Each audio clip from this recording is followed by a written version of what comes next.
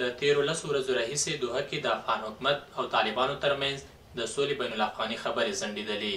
د سولې خبرو په تودېدو سره د افغانانو هیلې راپورته شوې، خو په ځنډ او خنډ سره یې هیلې مړاوې کېږي.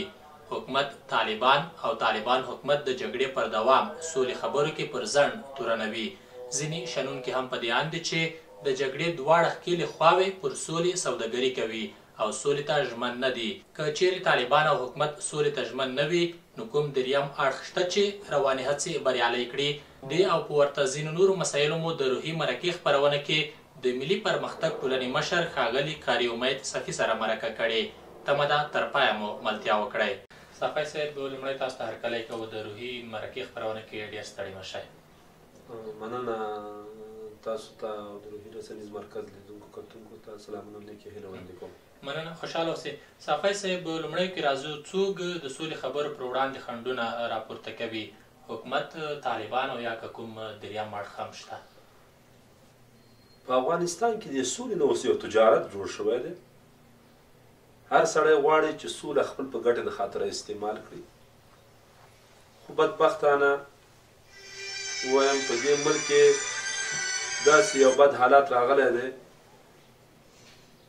چې هره ورځ زما بې ګناه بې دفاع افغانان په وینو رنګېږي او دوی ترې خپل شخصي ګټې پورته کوي. دواړه اړخ، که حکومت او طالبان واقعا په افغانستان کې سوله وغواړي، ډېر په اسانۍ سره امید شته او انشاءالله سوله به راځي. خو متاسفانه دوی سولې ته لیواله نه دي. په افغانستان په حکومت کې ځینې هغه کړۍ شته دي چې په لوړو چوکیو باندې کار کوي چې په افغانستان کې سوله نه غواړي. تاسو خپله به لیدلي وي د بامیانو کې د مامل صاحب د خبرې دا سوله د ګواښ سره مخامخ کوي، یا د سولې په کانفرانس کې هر کې د لومړي مرستیال خبرې دا سوله د ګواښ سره مخامخ کوي. خو زه دوی ته وایم چې تاسو خو په امن کې یاستئ، ستاسې بچي په امن کې دي، ستاسو چې وځئ تاسو ته خط سیر لګېږي، ستاسې موټرو ته تاسو ته په امن کې یو منطقې ته ځئ. تاسې د افغانانو د دې ولس په حال باندې رحم وکړئ، د ملت باندې لږ رحم وکړئ، په دې ولس باندې لږ رحم وکړئ. سوله د افغانستان د ولسونو ټول ملت غوښتنه ده او د افغانستان ټول ملت سولې ته تږی دی. خو دوی متاسفانه خپل د چوکۍ د خاطره، خپل موقف د خاطره، خپل قدرت د خاطره د سولې پروسه کې خنډونه جوړوي. سوله کې د دوی د موقف لپاره توان څه دی چې که په هېواد کې سوله تامینېږي او د دوی موقف ته به زیان رسېږي؟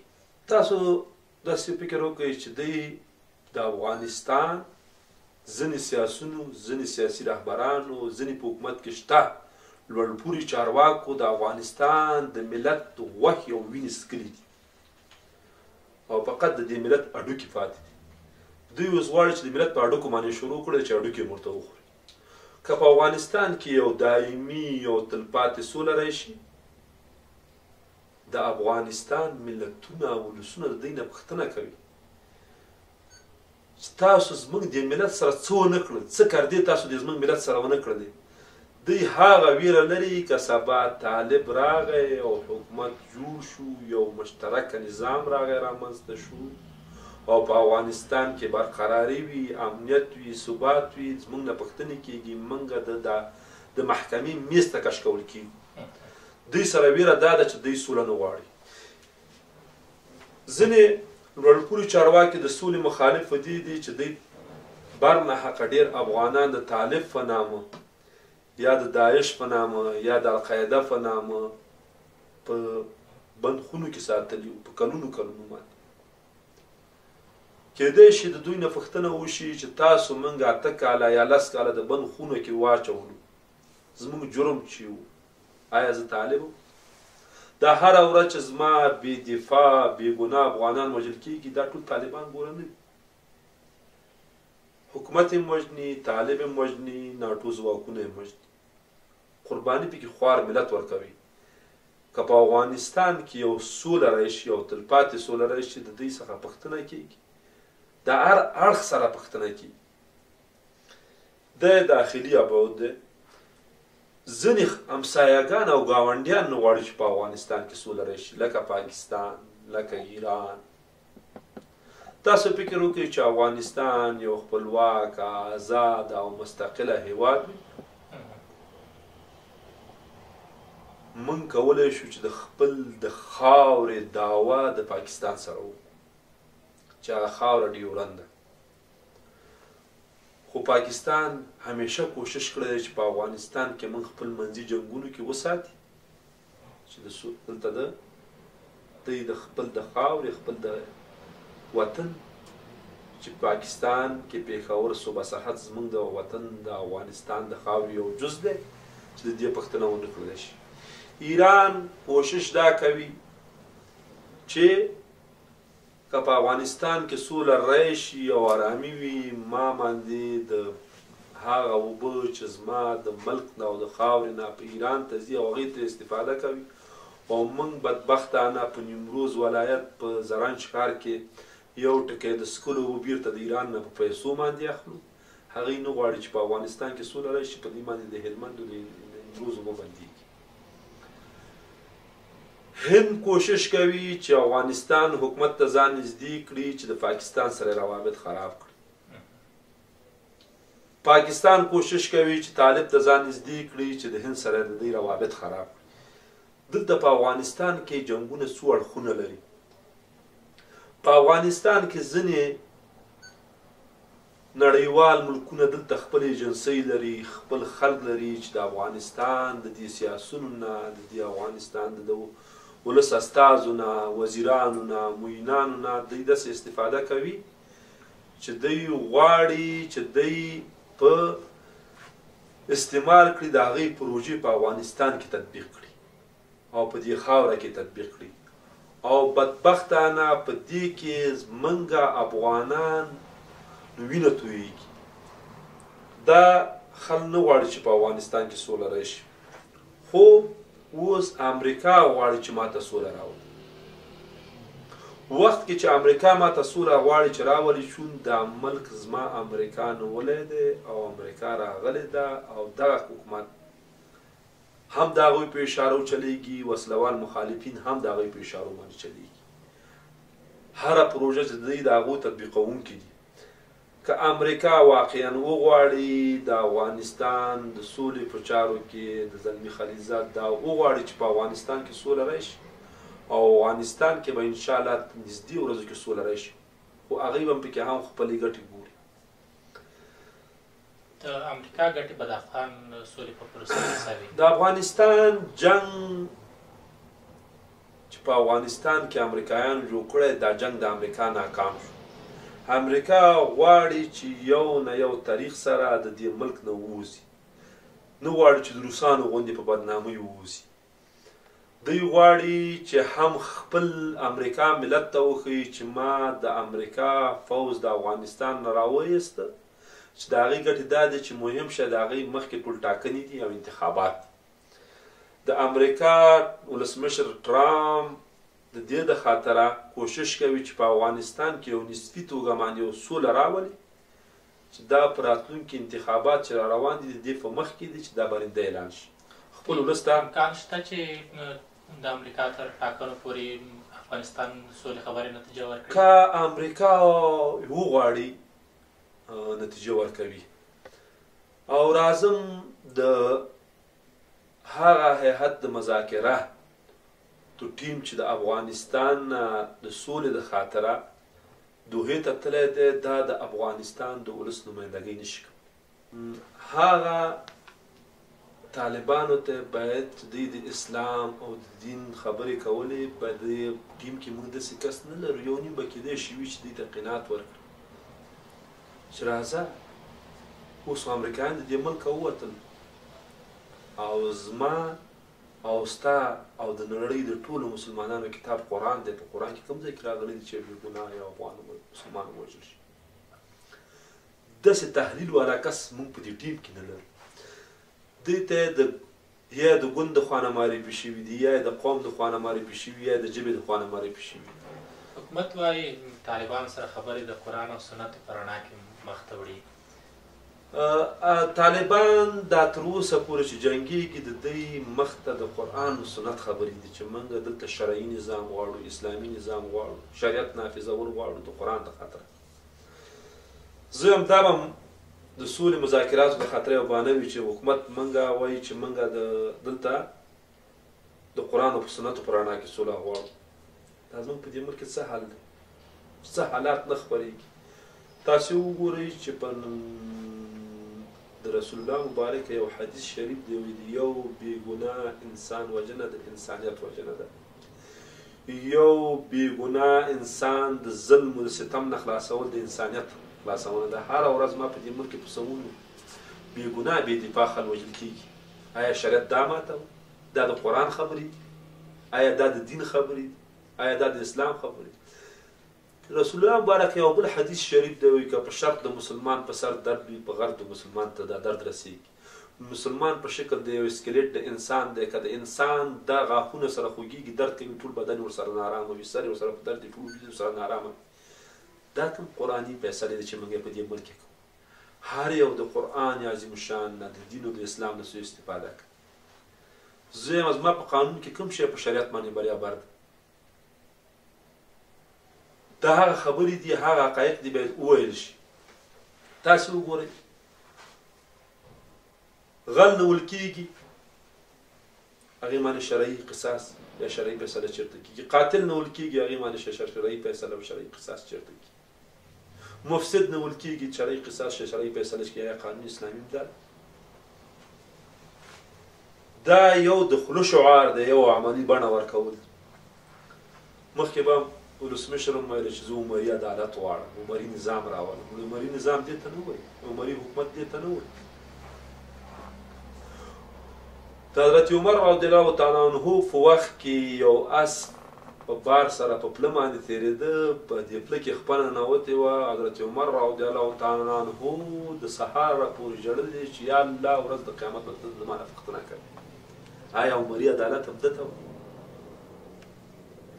طالبان چې د په دې نامه او په هغې نامه کسان وژني او کلمه هم وایي یا سیر ورسره پاتې کېږي وژني، آیا اسلام هم دې ته که تاسو د یو واقع درته د سامري کافر ووایم، سامري کافر چې کله مکې ته راغی، مدینې منورې ته راغی او ویې ویلې حضرت عمر رضی الله عنه مخ ته راغی، ویلې ته څه کوې؟ زه د رسول د خدای وژنم. دې ویلې که زه اوس مخکې د فیصلې نه ده باندې د هغه وکړم ګزار وکړم د خپل د تورې یا د هغه رسول د خدای به ما نه پوښتنه وکړي دی راوړه د اوس د هغه نه دایرې نه د ستنې نه د مسجد وتړه. رسول د خدای څخه لاړه، هلته صحابه کرام ناست ورته کړه چې یا رسول الله عمري سامري راغلی دی او ستا وژنې ته راغلی دی.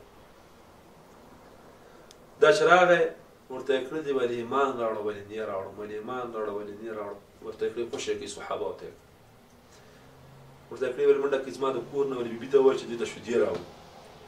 چې هغې دا شودې وخوړلې دا چې داسې نو یو 15 قدمه یا 10 قدمه یو 20 متره مخکې یا 10 متره اندازه لاړه، مخې راواړه او ایمان یې راوړه، کلمه یې وویل. رسول الله مبارک ته پوښتنه وکړه تا هغه وخت کې ولې کلمه ونه ویلې، هغه وخت کې زه ولې تا سره اسیر وم.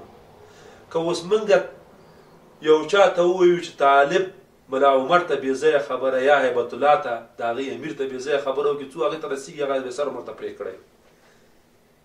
هر یو د قرآن او د اسلام نه سوء استفادې کړي دي، هم حکومت هم د طالب. زویمه راځئ نور د قرآن عظیم الشان او د دین او د اسلام نه استفاده نه وکړو، عملي جامه ورته واغوندو او د وطن د خاطره او د ولس د خاطره کار وکړو. دې چوکۍ نه تېر نه شي په افغانستان کې سوله نه راځي. یعنې خبرې د چوکۍ پر سر روانې دي، ټول جنګ د چوکۍ په سر روان دی.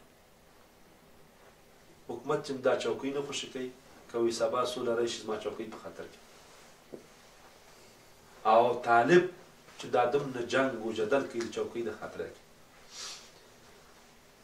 ما خو تاسو ته د اسلامي دیني په هکله معلومات درکړه، دا جنګ د اسلام د خطره نه دی کوي نه هغې کوي.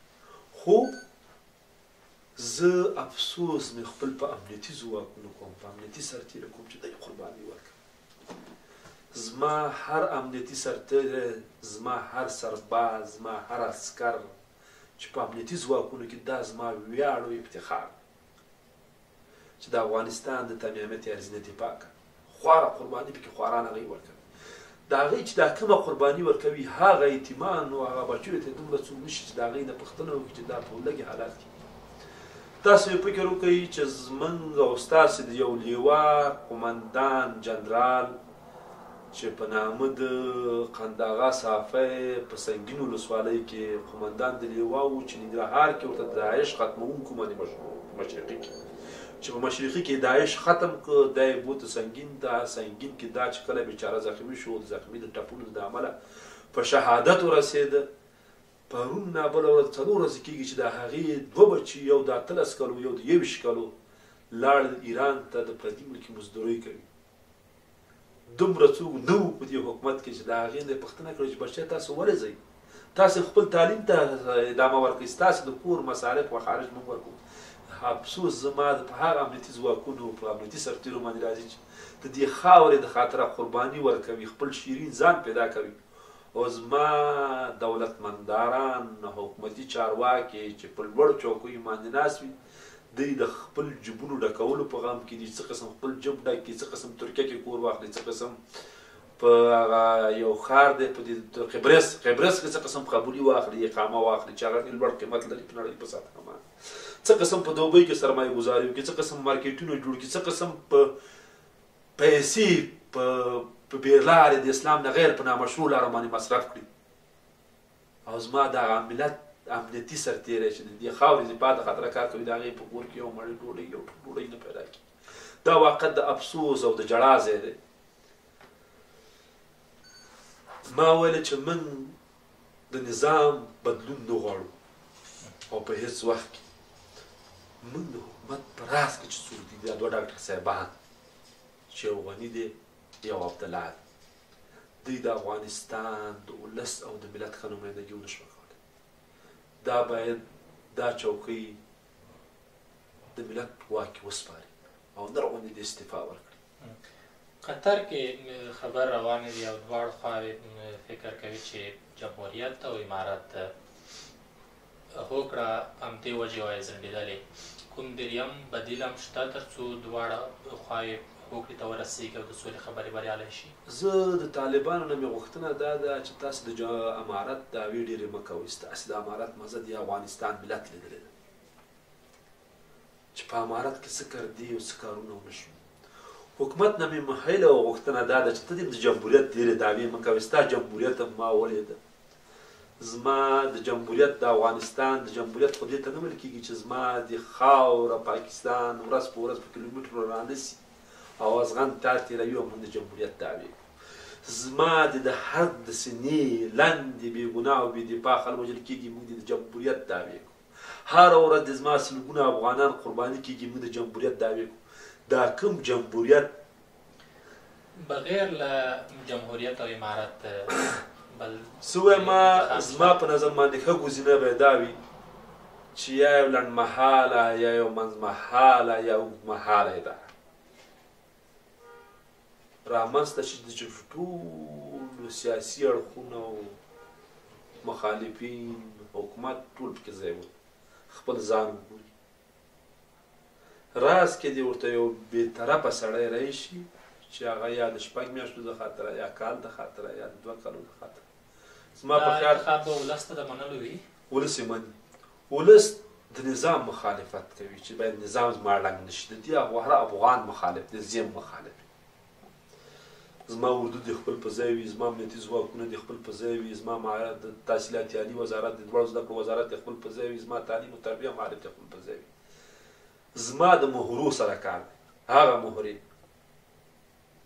چې دوی د حکومت ښه نمایندګي ونه شله کړلی چې په راس کې غني او عبدالله دي دوی دې لرې شي که دوی غواړي سولې ته قرباني ورکړي او طالبان دې په افغانستان کې دایمي اوربند اعلان کړي که وخت کې دایمي اوربند دوی نه اعلانوي دوی جنګ ته دوام ورکوي لکه دا اوس چې کوم حالات په دې ملک کې روان دي طالبان خو وایي چې دا ځینې مرګونه دوی په غاړه نه اخلي زه وایم چې تاسې په غاړه نه اخلئ تاسو خو په قطر کې هم ویلي دي او هر ځای کې وایي په مجالسو کې ستاسو ویان هم وایي چې په افغانستان کې چې موږ کله د اوربند اعلان وکړو څوک جنګ نشي کولی دا څه حالات په کې ملک هره ورځ په سلګونو بې دفاع بې ګناه خلک شهادت رسېږي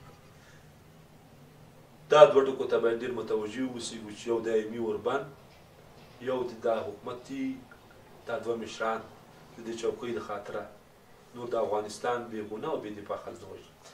د افغانستان په سوله کې یا د افغانستان په مسایلو کې ښکېل هیوادونه مثلا روسیه، امریکا یا پاکستان یا ځینې نور ګاونډي هیوادونه د دوی دریځ څه ډول دی او سولې برخه کې د دوی خنډونه جوړوي یا دې برخه کې همکاري کوي تر څو افغانستان کې سوله قایمه شي؟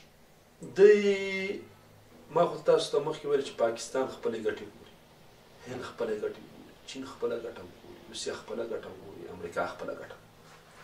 افغانستان چې دی د اسیا زړه دی، هر یو غواړي چې دلته لاسرسی ولري، دلته خپلې پروژې تطبیق کړي. او پاکستان اوس په دې حالاتو کې ده چې هم د اقتصادي د وجې نه غواړي چې انزوا ته لاړ شي. تاسو که لیدلي وي څو ورځې مخکې کارکونانو یا مظاهره کړې وه، تظاهرات یې کړي چې د کارمندانو معاش نشي ورکولی.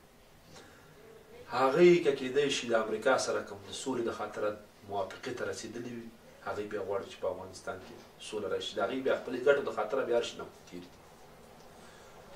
روس هم همداسې، چین هم همداسې، او امریکا کوشش کوي چې سوله راولي، چې روس په افغانستان کې دا ورځو کې مداخلې ډېرې کړي چې د هغوی لاسونه قطع شي او په افغانستان کې سوله راشي. طالبانو سره هغوی سره ناستې کړې وي، هغه یې کړې. امریکا زیات فشار د دې د خاطره دی. هر یو په افغانستان کې خپلې ګټې ګوري. خو زه وایم نړیوالو ته هم دا وایم، ګاونډیو هېوادونو ته هم دا وایم، نن چې دا کوم اور په ما بل دی، سبا به ستا دروازه کې بل وي او ستا په کور کې به بلیږي. په اخلاص سره، په صدق سره او په صداقت سره د افغانستان د سولې په پروسه کې د خیر قدم کېږي او په اخلاص قدم کېږي او په صداقت قدم کېږي چې هم د ناول جنګ نه موږ خلاص شو هم تاسو خلاص شو. نن دا جنګ که په ما دی، سبا په تا دی. پاکستان کې ګورې اور بل دی، دا هم دی چې نه دی بل. سبا په هند کې بلیږي، سبا په ایران کې بلیږي، بله ورځ په پاکستان کې بلیږي، روس کې بلیږي. د جنګ لمن دوی ته هم رسېږي. د دې دا نه وایي چې موږ په امان کې پاتې شو.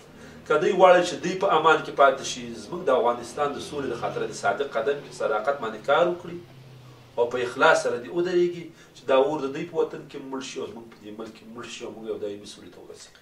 د حکومت دننه د سولې په برخه کې یا د سولې خبرو کې اجماع شتون لري؟ ما خو تاسو کومه اجماع نه ده لیدلې. که تاسو لیدلي خو راته ووایئ. ما خو اجماع نه ده لیدلې. کومه اجماع؟ دوی فکر کوي چې سولې خبرې مخکې وړي او مذاکرې ټیم یې د ټول افغانستان استازیتوب کوي او رسنیو کې هم د حکومت په سطحه مشران دا ولري چې موږ سولې خبرو په تړاو حکومت کې په یوه خوله یو. ما درته وویل که نه چې دوی دا مذاکراتو ټیم چې کوم تللی دا یو افغانستان شموله ټیم نه دی. دا هر یو خپل د حزب، خپل د ګوند، خپل د تنظیم نمایندګۍ کولی شي. تاسو ته یو مثال درکوم. د مشرقي د خوا نه دوی په دې سولې په پروسه کې چې دا 18 کاله د 20 کاله په اور کې سوځي کوم نماینده دی؟ که مولوي صاحب عطاالله الدین دی، هغه د حزب اسلامي په نمایندګۍ تللی په رهبري د ارغندیوال صاحب. تاسې د جنوبي د خوا نه وګورئ چې کوم یو استازی ټاکل شوی. تاسې د لوی قندهار د خوا نه وګورئ، دا هر یو چې تللی خپل د ګوند نمایندګۍ هلته کوي. دا نه کوي چې دا د ولس نمایندګۍ کوي. یعنې دلته بیا هم حکومت خپلو ګټو ته ژمن دی. حکومت په دا خو واضح خبره ده چې حکومت خپل دوی که غوښتل چې په افغانستان کې د جنګ ته د پای ټکی کېږدي، باید هغه سیمو کې چې جنګ دی، هغه سیمې چې هره ورځ په اور کې سوځي، د هغو نه باید استازي لېږلي وي. دوی خو د سیمټي دیوالو تر شا ناست دي او ګارد، باډیګارد، سکیورټي، امنیت لري. زه یم چې د هغه کور باندې هوان لګېږي، د هغې منطقې سړی تللی وي، هغه جاړي، زولۍ زوړوي، وزر کوي، زارۍ کوي، فریاد کوي په افغانستان کې د سولې د خاطره. دوی خو زه یم چې کېدی شي زه یېرېږم چې دوی لا تخریب نه کړي هلته په افغانستان د سولې د پروسه، په دې چې که دوی هر یو میلیاردر شوی د افغانستان په جنګ کې. تاسې وګورئ د څو چې تللي دي دلته ټیم نه، دا څو چې د مذاکرات ټیم کې دا د دوی سرمایه نور هاوټ ته رسېدلې، نورې پیسې هغه افغانستان کې سوله څه کوي. هغه چې جنګ څونه ډېرېږي زما د جېبونه پکې ډکېږي. زه د ملت استازیتوب هغه کولی شي چې په قندهار کې جنګ وي، په هغه ولسوالۍ کې توپ لګېږي، منطقه خرابېږي، د طالب د خوا نه وژل کېږي، د حکومت د خوا نه وژل کېږي، د امریکایانو د خوا نه وژل کېږي. د هغه ځای سړی که لاړ شي ټول په چیغو په فریاد باندې سوله غواړي. که همداسې په مشرقي ننګرهار کې، همداسې په کاپیسا کې چې جنګ دی، په تګا ولسوالۍ کې، داسې په جنوبي ولایتو کې زه د هغو استازي باید لېږلي وي، نه د حکومت استازي، دا ټول د حکومت استازي تللي دي او دا د حکومت ویاندویان دي، نه د سولې مذاکراتو ټیم. یو خوا قطر کې دوحه کې د سولې خبر روان دی او بل خوا ښکېل اړخونه توندې خبرې کوي یا که ووایو هغه ادبیات چې په سوله کې باید ووایي نه دي تر اوسه تر سترګو شوې. څومره به د مذاکراتو باندې بد یا منفي تاثیرات ولري؟ ما خو اول نه وویلی چې زموږ په حکومت کې ځینې مشران چې د حکومت په دوم درېیم نفر حسابي کړي هغوی د افغانستان سوله تخریبوي، نور سیاسي لوښي هم تخریبوي. سوله یو جنګ جنګ سره جنګ به کوي، وخت چې سولې ته راځي سوله کوي، یو څه به ته د لاسه ورکوې، یو څه به لاسه راوړي. دا سوله قرباني غواړي، دا ډېره لویه قرباني غواړي. دا قرباني دې هم حکومت ورکوي، طالب ورکړي. او که دوی وایي چې زه دې په چوکۍ پاتې شم، هغوی چې زه دې په قدرت کې داخل شم، خو دا سوله نه کېږي، بیا به جنګ.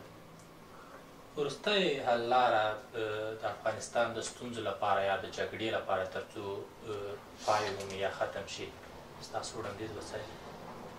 زه وایم زما په نظر باندې د افغانستان رښتینی استازي پارلمان نه کوي، ولسي جرګه. دا د افغانستان رښتینی استازي په پیسو په زور قدرت او کمیشنکاران دا نه، چې واقعا د افغانستان په درد باندې دوا کېږي. هغه کسان دي را مخکې کېدی یو اجماع دې ترې جوړه کړي، ولسي اجماع. یو هغه سوله مشروطي اجماع چې جرګه هغه نه ښیم، هغه اجماع نه وه. نه،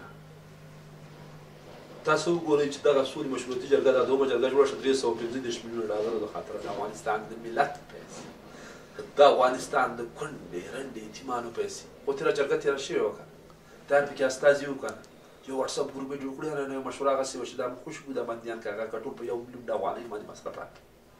خو دوی هر یو غواړي چې د سولې نه یو تجارت مرتبه جوړ شوی دی. سوله د افغانستان رښتینی استازي راوستی شي، د ملت استازي راوستی شي، د ولس استازي راوستی شي چې په جنګ کې سوځي او اور پرې بل د وزیر اکبر خان د شیرپور او د هر خط دا سوله نشي راوستی په دې چې دا په جنګ کې نه سوځي او نه دا جنګ لمبې دې ته رارسېږي تر اوسه. ډېره مننه صافي صاحب، خوشحاله اوسئ. تاسو نه د روهي د مرکې خپرونې قدرمنو کتونکو، نن مو درته د مرکې په ځانګړې خپرونه کې د ملي پرمختګ ټولنې مشر قاري صاحب امید صافي سره ځانګړې مرکه درلوده. تمه ده د افغانستان په وروستیو مسایلو د ده څرګندونې ستاسو د پام وړ ګرځېدلې وي.